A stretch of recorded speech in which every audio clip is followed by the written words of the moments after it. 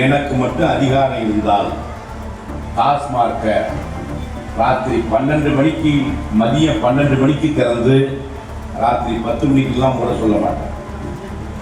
24 hours open. மதுவிலக்கு என தேர்தலுக்கு தேர்தல் வாய் தவறாமல் வாக்குறுதி கொடுக்கும் கட்சியில் இருந்து கொண்டு 24 மணி நேரமும் டாஸ்மாக் கடையை திறந்து வைப்பேன் என பொது மேடையில் திமுக முன்னாள் எம்எல்ஏ பேசிய காட்சிகள் தான் இவை. சென்னை அடுத்த பம்மலில் நடைபெற்ற திமுகவின் 4ஆம் ஆண்டு சாதனை விளக்க பொதுக்கூட்டத்தில் பேசிய நெல்லிக்குப்பம் திமுக முன்னாள் எம்எல்ஏ புகழேந்தி, கடந்த தேர்தலில் திமுக தோற்று போனதற்கு டாஸ்மாக் கடைகளை முழுவதுமாக மூடுவோம் என்ற வாக்குறுதிதான் காரணம் என குண்டை தூக்கி போட்டார். பெண்கள் வாக்கு கிடைக்கும் என கணக்கு போட்டு டாஸ்மாக் கடைகள் மூடப்படும் என வாக்குறுதி கொடுத்தால் கடைசியில் குடிமகன்கள் எல்லாரும் சேர்ந்து திட்டம் போட்டு அதிமுகவுக்கு ஓட்டு போட்டு திமுகவை தோற்கடித்து விட்டதாக கூறினார். தமிழ்நாட்டில் இருக்கிற தாய்மாரெல்லாம் ஒட்டுமொத்தமா சேர்ந்து அப்பம் குடிக்கிறான், அண்ணன் குடிக்கிறான், தம்பி குடிக்கிறான், மாமன் குடிக்கிறான், மச்சான் குடிக்கிறான், கடையை மூடுவேன்னு சொல்றாங்களேன்னு ஒட்டுமொத்தமா இவங்களுக்கு ஓட்டு போடுவோம் நாங்க கணக்கு பண்ணோம்.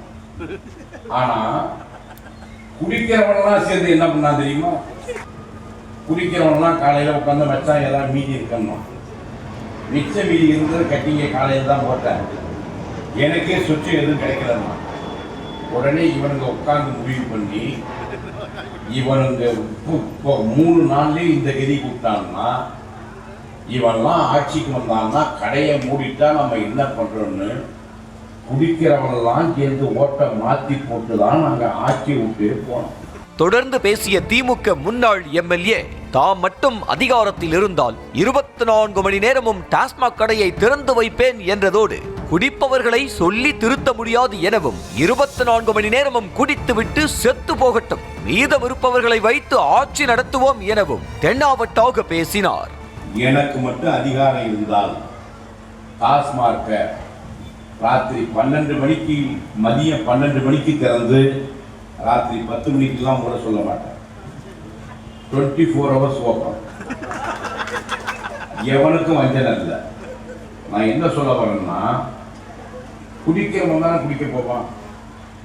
என்ன ஈக்காவும் எஸ்ஆர் போயிடுவாங்களா, இல்லை பிளாக்ல போய் தருவாங்களா, இல்லை நான் போய் தேட போறேன்னா? ஒரு விஷயம் தெளிவாக சொல்லி நல்லா கேட்டுக்கோ.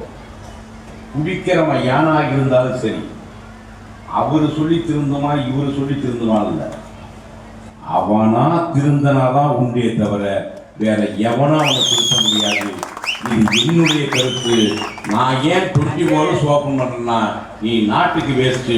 24 hours குடிச்சி சாவு, மிச்சம் மீதி வச்சு மேடையிலேயே தாம் பேசுவது தனது தனிப்பட்ட கருத்து, திமுகவின் கருத்து அல்ல என டிஸ்கிளைமர் போட்டாலும் திமுக மேடையில் வைத்து முன்னாள் எம்எல்ஏ ஒருவர் மது விற்பனைக்கு ஆதரவாக பேசியது கடும் சர்ச்சைக்குதான் வழிவகுத்துள்ளது.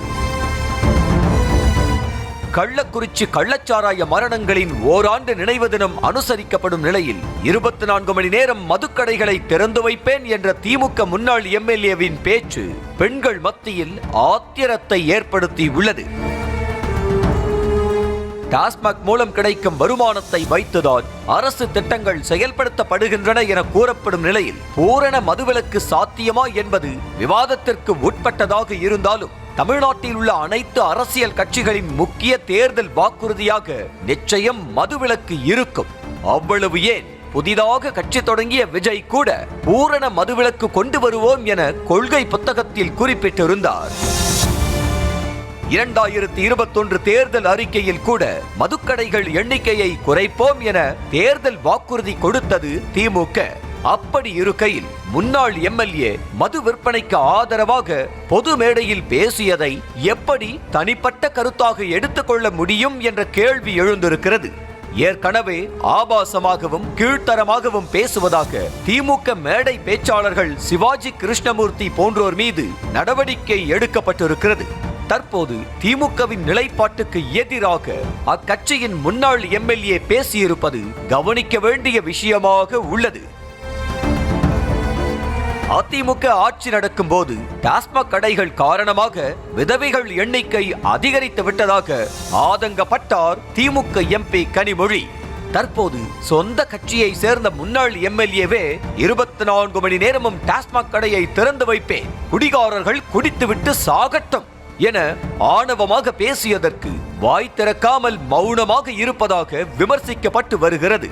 இன்னொரு பக்கம் தற்போதே தமிழ்நாட்டில் 24 மணி நேரமும் தான் மது விற்பனை நடப்பதாக சட்டவிரோத மது விற்பனையை சுட்டிக்காட்டி எதிர்க்கட்சிகள் விளாசி வருகின்றன. சில நாட்களுக்கு முன்பு இதே மாதிரி திருவண்ணாமலையில் நடந்த திமுக கூட்டத்தில் பேசிய புகழேந்தி, கூட்டத்திற்கு காசு வாங்கிட்டு வந்தவர்கள் பாதியிலேயே எழுந்து சென்றால் ரத்தம் கக்கி சாவீர்கள் என சாபம் கொடுத்தது சர்ச்சையானது.